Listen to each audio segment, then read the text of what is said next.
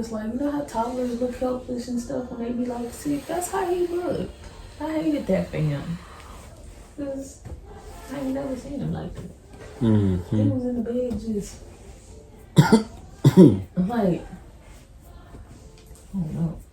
But if it's a UTI, at least we know nothing else is going on. You just need to drink some with damn water and cranberry juice, okay? Mm-hmm. That's why I'm like, that's what it had me worried, because this man, like, even at his worth of health, he ain't never been unhealthy, you know? Mm-hmm. No high blood pressure, nothing.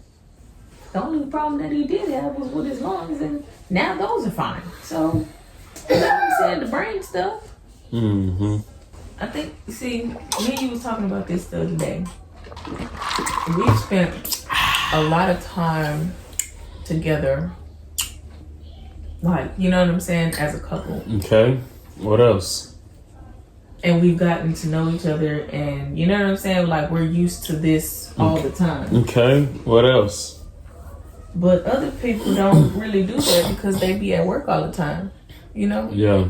Like, they don't get to, you know, have a lot of these type of conversations. They be stuck in like a day-to-day routine and then tired and actually be in the same room with each other. Some of them get divorced because they realize that they are two different people now, you know? Yeah. Okay. So, yeah. You were saying, Them Tyson chicken nuggets got you, huh? man, Tyson chicken nuggets. The spooky nuggets, that's what they are. They Halloween chicken nuggets, if you didn't notice. Toddlers chicken nuggets are the best. I'm not gonna lie to y'all, man. Toddlers chicken It's like nuggets. your guilty pleasure is to take at least one or two of her chicken nuggets every time. Yeah. You know, as a coach and a trainer for all these years, I motivate, you know. So one of the things, you know, to motivate somebody to eat is I show them how good that chicken nugget is. So I'll bite it and I'll say, good chicken nugget. And man, yeah, like the carrots out. Bite a carrot. You know, just try to motivate, you know what I'm saying, the young kids to eat, you know, better and different type of foods. Gotcha. But anywho, so look, you're right.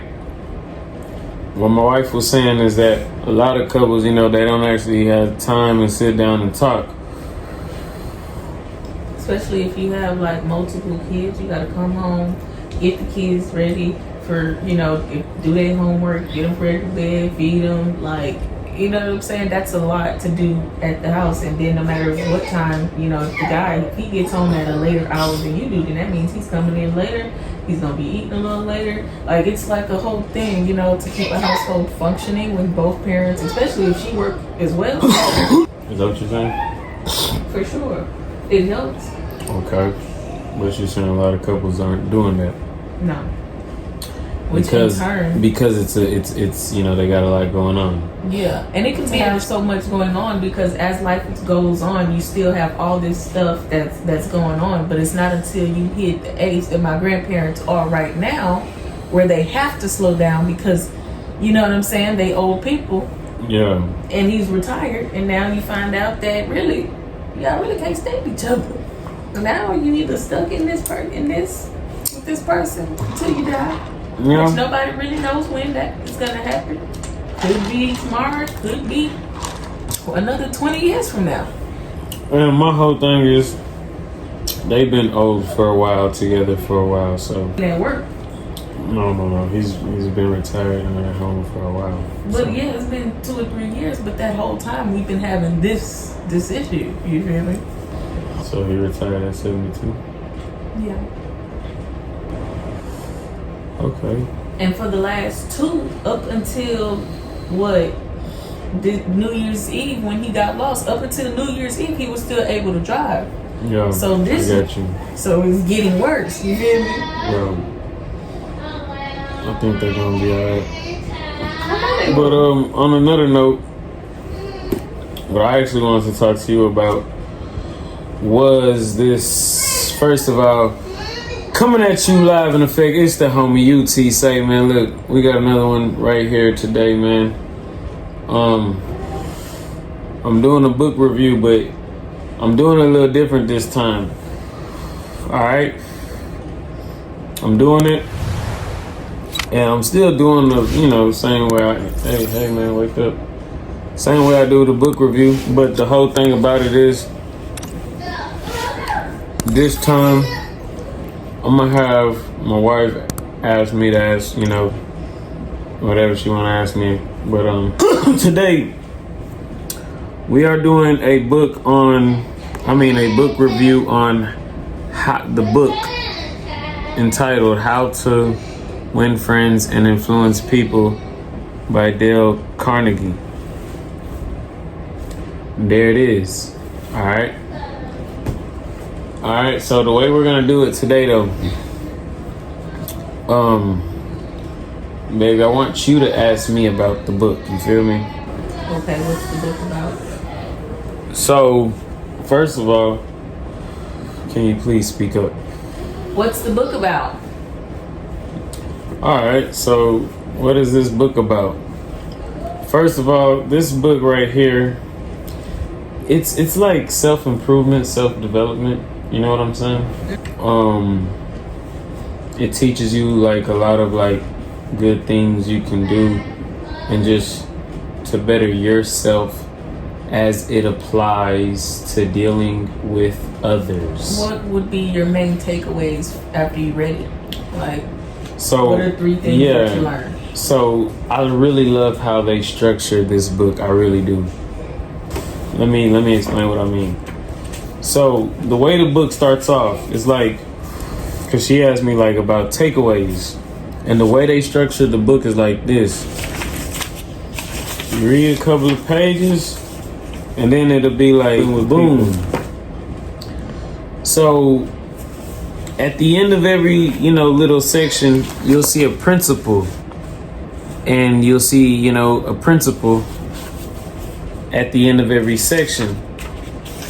So the way they structured it, like principle number 2, after you read a couple of more pages, you get to principle number 2, which is give honest and sincere appreciation. So those were some of the main takeaways. Those were some of the points.